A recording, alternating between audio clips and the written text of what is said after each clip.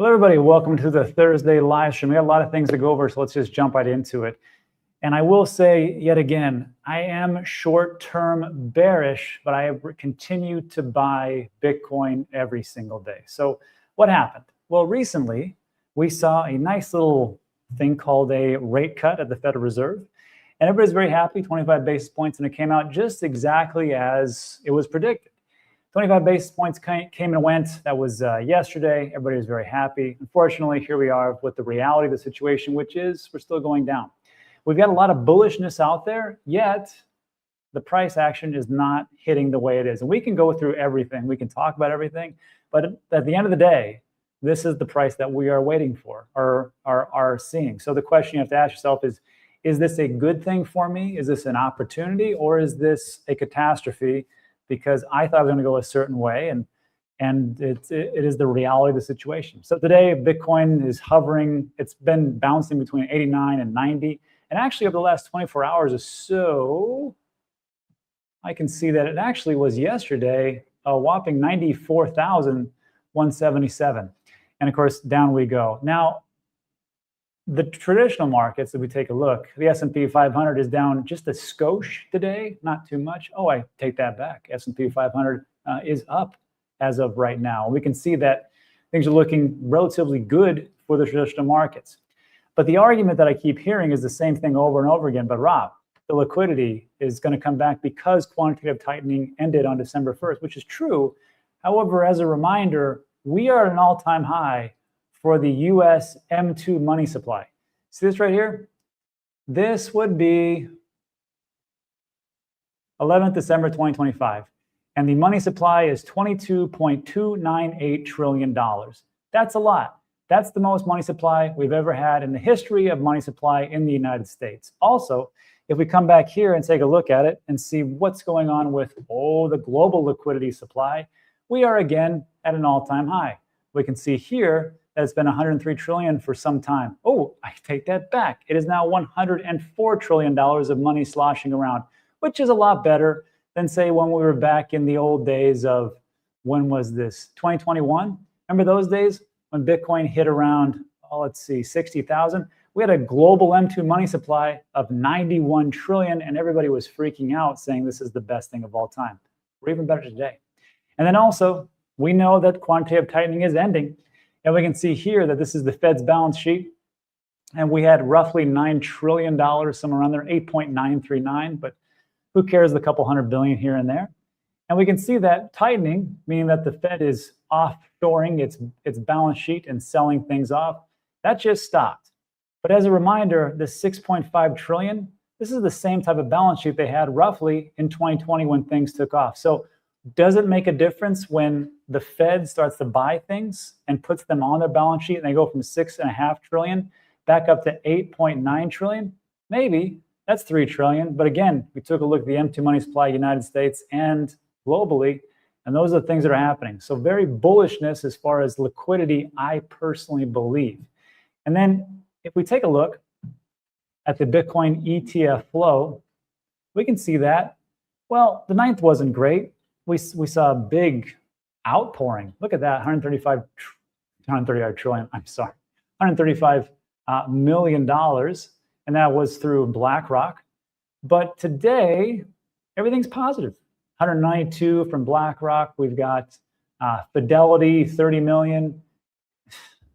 Funny enough, 0 across the board for a total of 223 million. Even though yesterday we had a big sell-off from BlackRock, we still had others, say like Fidelity, Bitwise, and ARK, Grayscale, buoy them out. And it was a positive day, 151 million. And then also, this is Bitcoin. What about Ethereum? I didn't even look at this. Today, positive, and positive the last 3 days. 2 days before that, negative. But overall, pretty positive flows for Ethereum flows.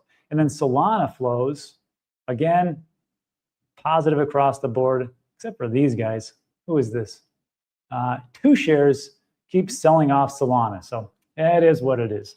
And then if we take a look at, this is for the TA people. I'm not a TA guy, but apparently this is a big thing. The 100-week moving average is still here. We haven't bottomed out to that point yet. And the 50-week, well, we fell below that. And people would also say, Rob, don't forget the 200-day moving average. Sure, we're below that as well. So as far as like bullishness, things start to break down right around here. And then we've got some of the bearishness. So right there, that's a pretty good bullish type of talk. Everybody's happy. If you'd like to leave at this point and walk away and say, that sounds bullish, I would recommend that. Because after this, it gets worse. Okay, let's keep going then. So this is from an output from investors.com. MSCI, which is essentially responsible for the listing of MicroStrategy. And they're the ones that, it's kind of like the NASDAQ. And they're the ones that they automatically put flows of different businesses and wealth funds into specific stocks, portfolios, and MicroStrategy and a host of other different ones, or DATs, digital asset treasuries. They've been putting money into it. Well, I guess to be fair, it's mostly MicroStrategy. Now, the problem with MSCI is that they came out and said that, hey, by January, I think it's the 15th or 16th, correct me in the comments section, they said, look, all these DATs, these digital asset treasuries, if their sole purpose is just to be some type of caveat for digital assets, meaning like Bitcoin or Ethereum or something like that, we are not going to recommend those, and we're going to get them off of our listing as far as MSCI. So in response to that, MicroStrategy sent a little letter today. Strategy asked MSCI to drop or delay a proposal that would exclude companies with at least half of their assets in Bitcoin from its equity indexes, calling it discriminatory and counter to Trump administration policy. Here's the thing with MicroStrategy. They are a legitimate business for data analytics, but in no way do they touch the revenue and assets under management as what they have with Bitcoin. So I don't know if they're going to win this one, but this is what they're asking for.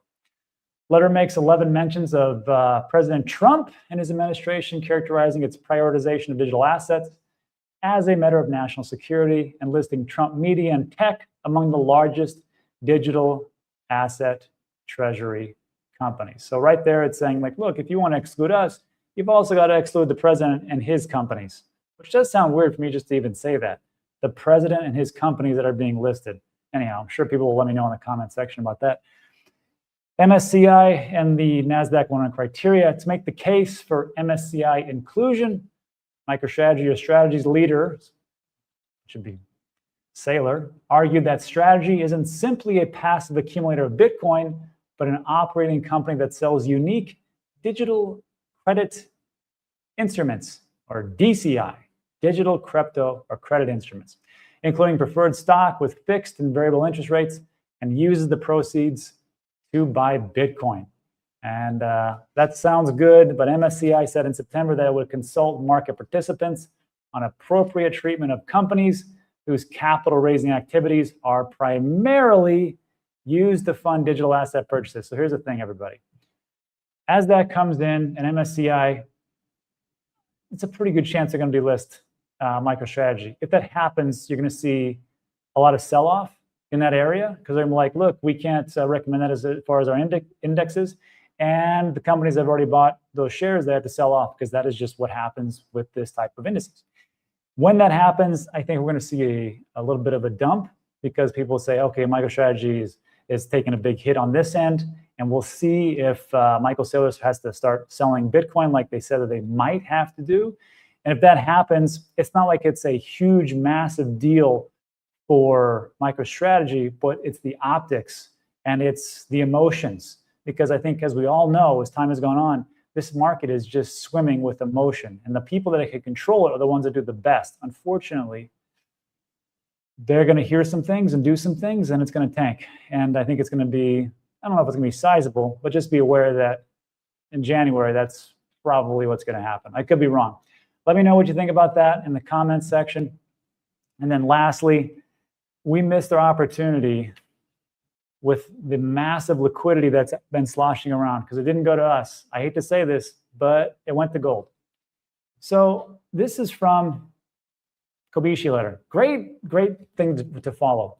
They said, breaking, China official gold reserves rose 30,000 troy ounces in November to a record 22,305 tons. Wow.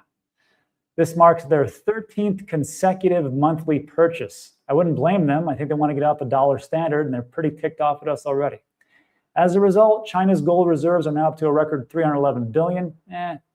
This represents almost 10% of the country's total official FX reserves. China's gold reserves have tripled since 2020, driven by both the purchases and surging gold prices. Gold remains hot. How hot? This hot. This is the amount of appreciation or money flowing into gold. This is the market cap of gold versus Bitcoin. If you can't see it, I know it's difficult. This green is Bitcoin down here. And then this is the gold market cap. Look what happens from 2022. Remember 2022 and everything was just going down? You know, we had a reduction well, actually, we had quantitative tightening starting around March of 2022, but that's just for America. Other central banks might have been doing the same thing as well. I can't say it's not. But it went from $11 trillion, or 10,908. And in 3 short years, it went from 10.9 trillion to 28 trillion. And Bitcoin in that time went from 393 billion to 2.3. Not bad. I mean, let's be honest. I mean, by percentages, it's almost the same. 400, 2,300, 6 times 4, 6. No, is that right? No, 6 times 3, 18. 7 times 3. That's like a 7, pretty much a 7x. We go from here from 10 trillion to 28 trillion. It's not that much as far as percentage-wise goes. However, we can see the market cap is huge, and that's 28 trillion, and that's as of October 2025. And unfortunately, as of today, it is now almost $30 trillion. So this liquidity that people keep talking about is pretty awesome. It's just that it has to find its way into us. And maybe it is true that all the institutions are controlling it. Exchanges, we see a bunch of liquidations. We'll pull it up later if we have to. As far as shorts, just got massively liquidated because people got bullish, and that's what it is. Maybe it's all manipulation, but whatever it is, that's the price. And then beyond that, here comes some more. Sorry. Tax evaders, you're going to get caught. I don't work for the IRS. They don't pay me, although DMs are open. I'm just kidding. But 40% of Canadian crypto users are flagged for tax evasion risk. Canadian Tax Authority reveals. I'm not a Canadian, but I'm just looking out for my Canucks. So this is what's going on. CRA's crypto, and this was just from a couple of days ago. CRA's crypto asset program has 35 auditors working over 230 files, resulting in $100 million in taxes collected over 3 years. And they were all by audits. New legislation to combat financial crimes, including crypto tax evasion, is expected by spring 2026, right around the corner. Announced by the Minister of Finance. There's some more information, but it got pretty boring. So to make it not so boring, I brought someone else who could help us. David Kemmerer from CoinLedger. How'd you like that little segue, David? I like it. I like it. Unfortunately, you know, it's just a reality. Taxes are not fun, but a necessary evil at times. It is a necessary evil. So look, we did a video. How long ago was it? It was 3 months ago. Okay. We talked about this 1099 DA for Americans. First of all, can you, for CoinLedger, how can you guys help with people outside the United States? I know it's multi-country, right? Yeah, we support the globe because we can report in any fiat currency. So we can help you report gains, losses, income for any fiat currency in any country. Canada is one of those supported amongst many other countries. Cool. Okay, so break this down for us real quick. Everybody, I linked this video in the description. You can check it out. It's at the very top. But David, what's going on with 1099 DA for here? And then how can CoinLedger help us? Because I've been using it mostly for the portfolio tracker, which is free. So thank you for making it free. But yes, what's going on with this 1099? Yeah, we obviously have hit on this a number of videos, but similar to what Canada is doing in that they're cracking down and they're increasing the enforcement mechanisms that they can use to try to find people who are trying to evade taxes and, you know, not report properly. Yeah. The US has, you know, a while ago now, but it's going into place January this year. everyone who trades crypto in the US on a centralized exchange like a Coinbase, a Kraken, a Gemini, etc., will receive a 1099 that reports all the crypto that they sold on that exchange that year. And that same copy of that 1099 will get filed with the IRS by the exchange. So now the IRS has just a much more effective tool to figure out, oh, Rob disposed of $40,000 of Bitcoin on Coinbase this year. Why don't I see that income reported on his tax return, right? And so that's what they'll be doing starting this year. And this already exists. If you've been buying and selling stocks or equities during your life, you receive these 1099s. Okay. And just for the first time, that same mechanism is coming to the world of crypto. And so what is this whole thing about, like with wallet to wallet? It has to match the wallet that it goes to? Or how does that work again? Yeah, so that's another vector of change this year. Again, all this stuff sounds much more complex than it is. But just to match the 1099 reporting, the IRS is now mandating that all crypto investors report their gains and losses on a per wallet basis. That's so okay. Historically, most investors and most tax software companies reported gains and losses by accounting for all your transactions on a universal basis, meaning we just brought everything into a single ledger. This makes the reporting much simpler. And then if you sold your Bitcoin on Coinbase, the software or your tax professional or you could pull the basis from anywhere, and it just makes it easier to report gains and losses. Yeah. This year, you have to scope everything to that specific wallet or that specific exchange. And that way, it should more closely match what gets reported on the 1099. Yeah. Okay. First of all, that's the great breakdown. Thank you. Everybody, if you're looking for, like, this is what I do. I use CoinLedger. And what I do is I do it for like a portfolio tracker. This is a dummy account. My capital gains are not 24,319. Although, I mean, if we even have gains this year, that'd be great. But who knows? But I like this because then I can just click this Add Tax Pro and it goes over to my CPA, which is pretty good. If you're looking for this, I highly recommend just to go to the site, put in your information for the portfolio tracker so you can see where you're really at. Because I know some people like, I think I'm down. And then when they look at everything, they're like, holy smokes, I'm up on Fartcoin or whatever they're into. So like with this, these are the prices you want to do it yourself, which is not bad. I mean, for 1,000 transactions, $100 and it goes through. But if you're like me and you got some really wacky stuff out there and you're like, I don't know if this is correct. My CPA is good, but she is not a professional crypto CPA. You can just say, okay, one and done. Do an expert review, done for you type of thing. And that's not for everybody, but it is for some people. So there's different variable options for you guys, especially as we're coming into the tax season, which, you know, if we want to do anything, I mean, we got until what, 2 or 3 weeks if you want to do like some kind of tax loss harvesting type of thing. Hey, Dave, can you talk about that too? Yeah, real quick. So what you're on before, you know, CoinLedger is a do-it-yourself platform. You can plug in your exchanges. We'll suck in all your data. We'll do all the hard accounting work for you, and we'll spit out your gains and losses based on the per wallet. Again, what did you gain on Coinbase? What did you gain on MetaMask? What did you gain on Kraken? So that's DIY. It's not expensive. You can track your portfolio for free. And then what you were on is you were showing our professional services. That's more, if you want one-on-one help, we have a team of people who do this. They live and breathe crypto reconciliation. So we can also have the ability to do it for you. You don't have to mess with the software. On the tax loss harvesting front, December is a great month to take a look at your portfolio and do some tax planning, because let's say you're down tens of thousands of dollars on one of your crypto investments. It may make sense for you to realize that loss, sell it or dispose of it, book that capital loss. Let's say it's $20,000 of losses, and you can use that losses to offset against other capital gains. Maybe you sold some Bitcoin earlier and now you can reduce your capital gain exposure for the year. Or maybe you sold your house this year and you booked a capital gain of a ton of money.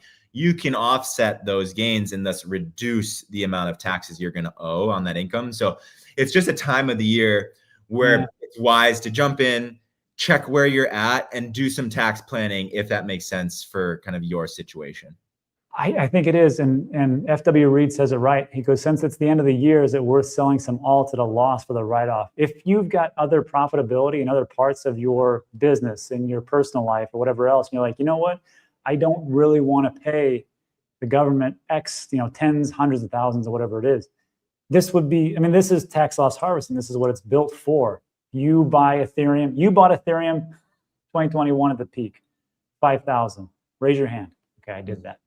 And then at this point, you're like, damn, it's $3,000. You could, and this is the difference between crypto and digital assets. I need to make this crystal clear.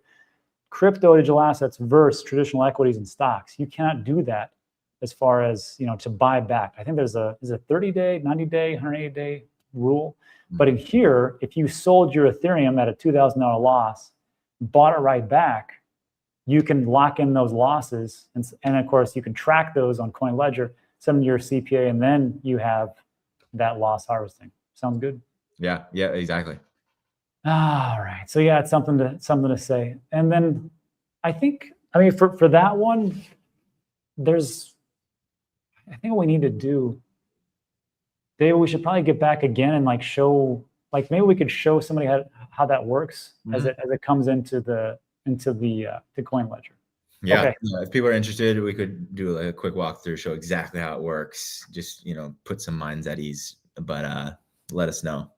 Perfect. And then I've got also, everybody, there's a link in the description where I show you how to go through the whole CoinLedger program and how to set everything up and go from there. But if you've got questions, that's it for today's show. Matter of fact, if you got any questions for David, he's got another 5 minutes probably. He's got a little bit of time. And then afterwards, if you got more questions for me, I'll answer them. But if you got tax-specific questions, let's roll those out, and I'll ask David. Drizzt says, I'm glad they're doing it, cracking down on all the cheaters. Maybe it's, okay, here's another question I had. Maybe it's not that they're actually cheaters. Maybe just they don't really, maybe they just forgot about it. Okay, that doesn't even sound good. Sounds well, how about this, David? You're a person, you're a good person. You just didn't file taxes the last 3-4 years for crypto. You filed for everything else. Because the mentality is like, well, I'm already didn't do it for 3 or 4 years. Let me just keep doing it. Is there some type of a point of inflection where you can actually do that and file, and then it's like no harm, no foul, or where you pay penalties, or how does that work? Yeah, the IRS is always much more lenient if you make a good faith effort. So if you're in that situation, I would recommend connecting with your tax professional or reach out to our team. But in general, I would give the advice of get caught up, amend the prior years, and then you can sleep easier at night, and then go forward from there. That part is I think the best thing. The guy with the least worries at the end of the day is the winner. Yeah, you don't want to just be worrying constantly. Yeah, you don't want to be Willie Nelson. Yeah, so let's see. So nothing has changed for Chris says, nothing has changed for us, just more work for CoinLedger. How much more upgrades do you have to do for the system for that? Because every single wallet instead of all universal wallets, seriously? Yeah, Chris is right here. It was just a lot of work for us in the off season. Now, I will say, there are going to be a little bit more data massaging needed from the user, because let's say you missed some transfer transaction where you didn't clearly mark this deposit or this withdrawal from Coinbase where then I deposited to Ledger, and you didn't connect that as a transfer in CoinLedger. Then the system can't recognize that was transferred. And so there is definitely a little bit more work required for certain users to make sure their per wallet reporting is kosher. But as always, CoinLedger, our whole team is focused on, we want to automate all of this, and we want to make it so that you, the users, don't have to think about any of this complexity. So your comment is correct. It was much more work for us in this off season. We're not perfect yet, but we will get to where it's, you don't have to think about it. Just sync your stuff. We'll do all this hard stuff on the back end. Yeah, very nice. Yeah, let CoinLedger do the heavy lifting. Hey, my man Ed says, this is a good point. Wash trading resets the capital gains tax timing. So if you do sell at the end of the year, and then you say, okay, now Bitcoin is just blew up to $1 million or something, or Ethereum finally hits Tom Lee's projected price of 62,500. and you sell before another year, you're going to be paying short-term capital gains. So let's say you sell tomorrow, December, what is it, December 12th, and then you wait for until December 13th to sell to 62,000, you're on long-term capital gains. Anything below that, even though you held previously, you reset the clock. Anything to add with that, Dave? Yeah, that's Edward's exactly right. That's why the caveat is like, yes, tax loss harvesting is a great tool, but it resets your holding period. And so if you're sitting in long-term capital gains, maybe you don't want to realize the loss because you're resetting your holding period of the asset. So again, there are caveats, but it is an effective tool depending on your specific circumstance. And this is the thing, like when I sit down with my CPA, and also have another one who deals specifically with crypto, when I talk to them about certain aspects of it, especially about like taking for profits and putting them into land and real estate and things like that, they have some pretty good insights. So like I always invite people to, if you have the time and ability and resources, talk to somebody about that. Use the CoinLedger. We can refer you to people if you want to talk to a full professional. Yeah. Mary says, I have never not filed taxes. I'm sure Mary can sleep pretty good at night. Who would be happy about taxes? Probably the government. They're pretty happy. This is a good question. How can the IRS know of my activity in non-US exchanges like KuCoin? Well, I remember that KuCoin back in the day wasn't doing KYC and AML. I think they stopped, and they actually did, but correct me in the comments. But if you're doing something else like that, first of all, I can't talk about it because I don't know how that works, and I can't. But David, anything with that one? Well, they have tools at their disposal. First of all, it's hard for them to know. Like, there's no way around that. But the centralized exchanges now are reporting information to the IRS, and the IRS can subpoena the exchanges. They've issued John Doe summons. And again, blockchains are public records. So if they can tie your identity on one exchange that does report, and they can track the flows of your crypto, and they see, oh, we see you sent it to a known KuCoin address, like all these things they can piece together. And there are companies that specialize in doing this for the IRS, you know, like Chainalysis and TRM Labs, that the IRS works with to do exactly these types of things. So again, it's hard, but it's not impossible for them to figure these things out. Yeah, not too bad. Here's one.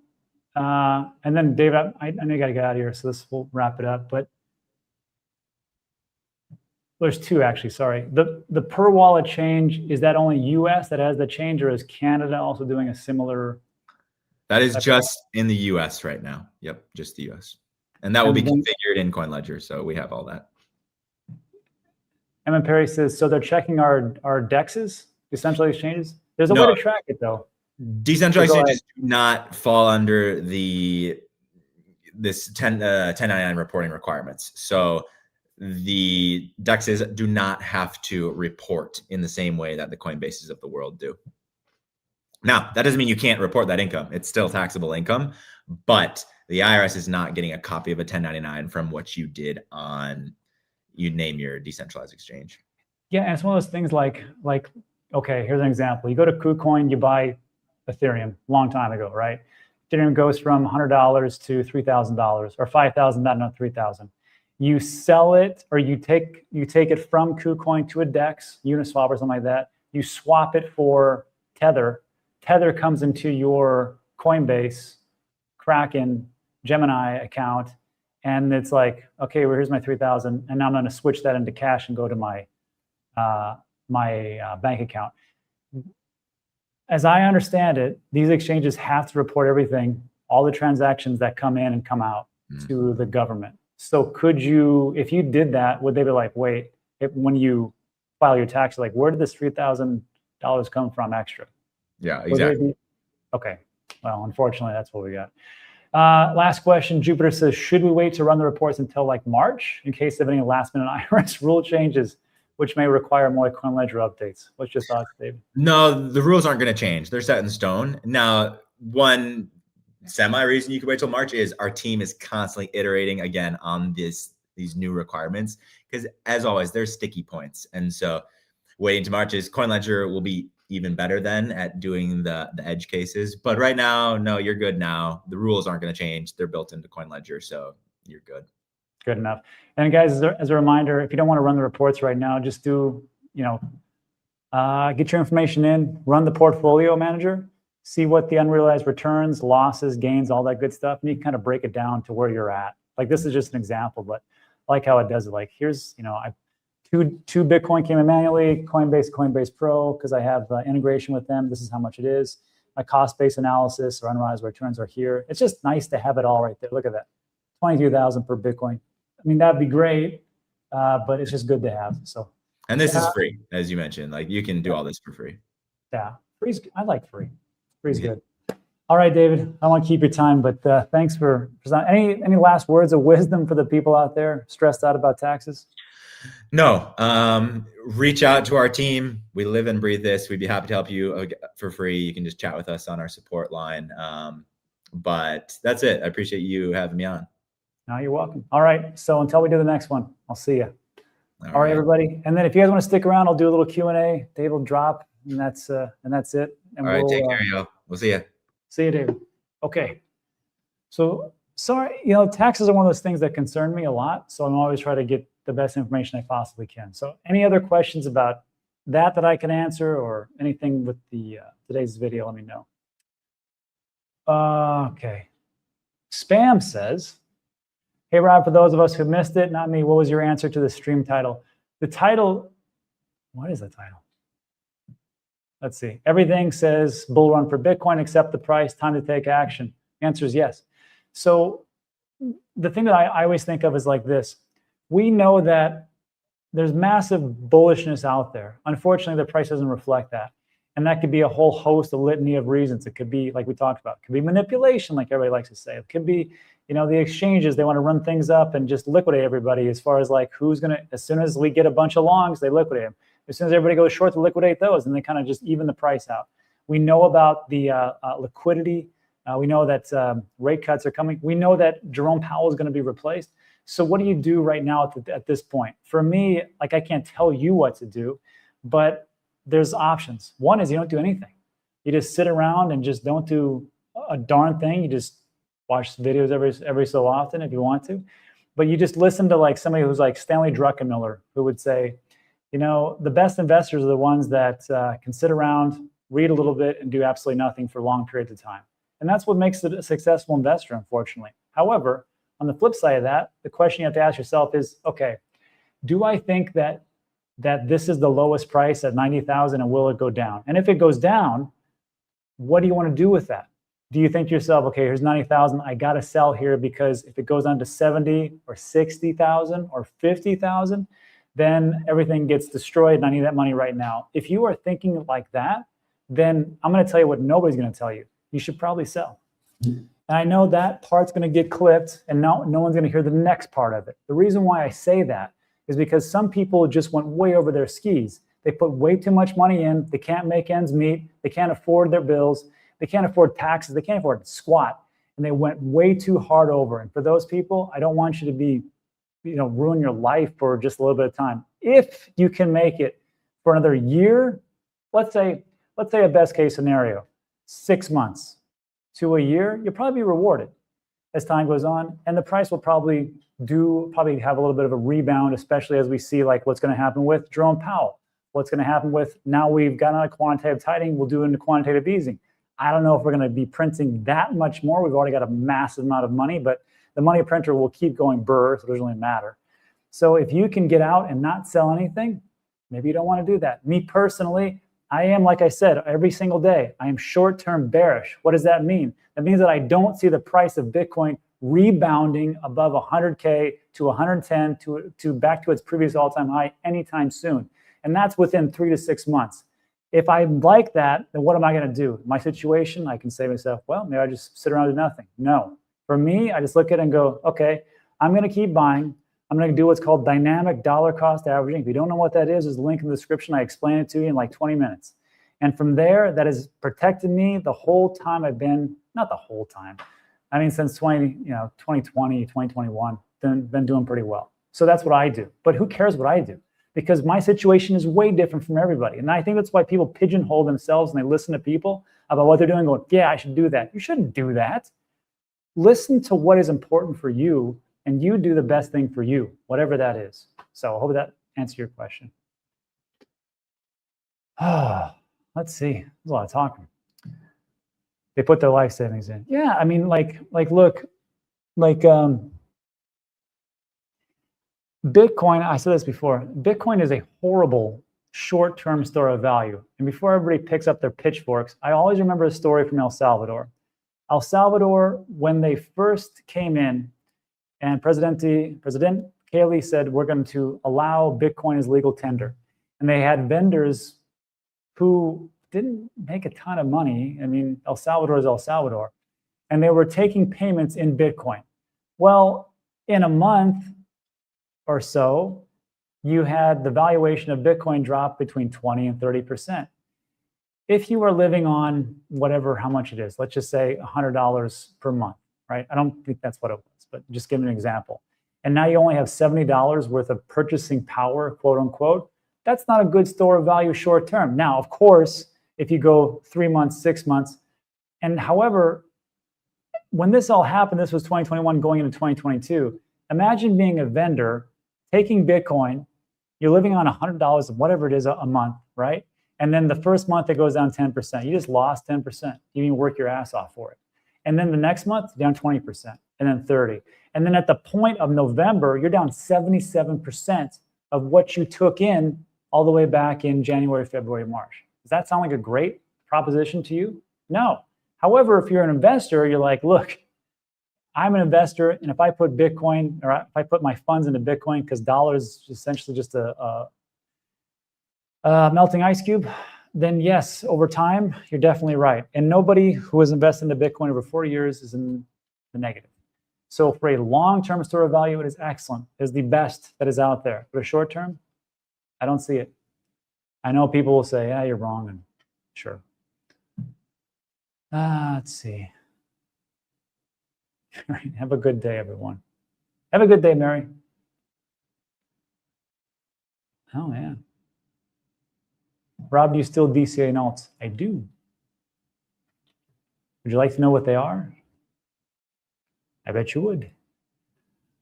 Mostly it's, and it's not all of them these days, but I've been slowing down. But I've been accumulating Binance, a little Ethereum, a little Solana, and a little Tron. The best. We'll see how it works out. And Tomato Coin. Nah, it's worthless. It's the best. Yeah. Oh, guess what? Also, we're going to, I'm very close to a deal with an exchange to list the best on their platform. And I'll let you know when that comes through. Got to sign some paperwork. That'll be fun. Like it'll be like a little indices. You can get Binance, Ethereum, Solana, Tron. I mean, you can buy them separately, but you can make it easy on yourself. Jupiter says, hey, Rob, coming late. Is he offering any coupon codes, discounts get for renewals? Yeah, I think if you just use my code, you get 10% off. That works out every year. It's either 10 or 20. It's one of those two. Ah, van life. Rob, no midnight. What are your thoughts on it? Well, my thoughts were when midnight came out, I showed well, I had Big Pay on, Peyton. Good guy. Lives here in Puerto Rico. And he talked about how the process worked, how to get midnight, how to get the airdrop. And I brought him on because I didn't want to do it. I didn't want to deal with the airdrop. I didn't want to connect my wallets. I'm just paranoid. So sue me. And Peyton is not. And he showed you how to do it. And it looks like it's doing pretty good. I think midnight is in the top 100 for crypto digital asset projects. Let me see. And essentially what it is it allowing private transactions, I think a host of litany of different digital assets, which is pretty cool. So I'll take that. Let's see. Let me see how it's doing. Midnight. Okay, now it's 117. It's down 33%. But that's only in 24 hours. Sorry. 7 days is looking pretty good. 1 month? No, it's only been out since December 9th. So, well, That's the problem with new projects. They run up and then they run down. But good news is if you got in early, you're pretty much the same price. You can't say that for Ethereum. What about Sweet? I own some, I just don't accumulate anymore. I got a big ton of big fat bag of that. Yeah, I mean, good times. We're back. Let's see. Joseph says, hey, Rob, isn't the U.S. now going to take taxes from U.S. citizens? Well, we're all U.S. citizens. And here in Puerto Rico, it's a commonwealth. We're just not a state of the mainland United States. But I mean, I still pay federal taxes, even though this is my home. So yeah, still the same thing. Unfortunately, Sweet lost the narrative. I don't even know what the narrative was. The narrative is to be the fastest, the cheapest, and the best. I think Sweet was doing pretty great. I mean, it's extremely fast. I mean, cheap, but I don't know. And Spam says the same thing. I wonder if there's something new I don't know about. It's like a double spend or something. Frosty says Sweet will be fine. I hope Frosty's right for me and for my portfolio bags and everybody else's.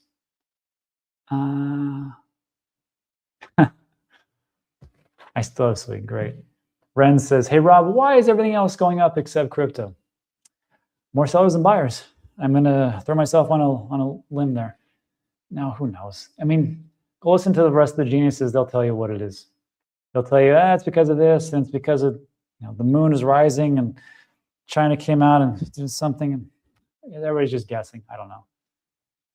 That's the great thing. I can tell you why it's very odd that things aren't going up, like we talked about throughout the whole video, which was, I mean, liquidity is there, quantitative tightening is over. However, if you take a look at quantitative tightening, I hate to do this, but you know, people will do the same thing, and they'll be like, oh, because it took this, it's going to do the same thing. And it's not. It's like, sometimes I just think it's all for show, but who knows? But I will remind you, the last time, because quantitative tightening itself, the term was coined in end of 2017, early 2018. But quantitative tightening, essentially offloading the balance sheet of the Fed, it happened somewhat smallish in 2009. But the big quantitative tightening happened in 2018 and, of course, 2022.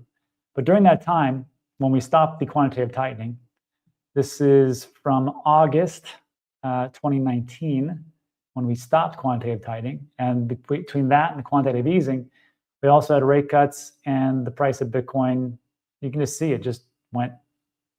I mean, I'm not a TA guy, but I can draw a line from here down. So yeah, that's what's happening right now. However, as I understand it, quantitative easing is already starting with the Fed. So I'm kind of surprised. So as far as like, why is it? Well, institutions are doing what institutions do, and retail is, for some reason, all into gold. And we just took a look at, I mean, just the Chinese reserves and the Federal Reserves themselves, or the central banks, buying up a bunch of gold. So that's a big piece of liquidity out the window. All right. Yeah. Joseph, what are they calling QE now? Market restructuring, whatever they want to call it. As long as they print money and they buy treasuries, I'm pretty happy with that.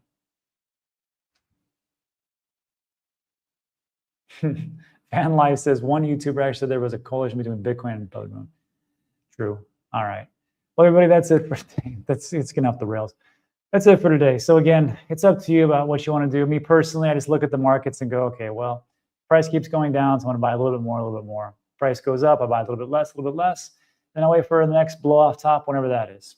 And that's why I'm always pounding on you guys to take the profits along the way.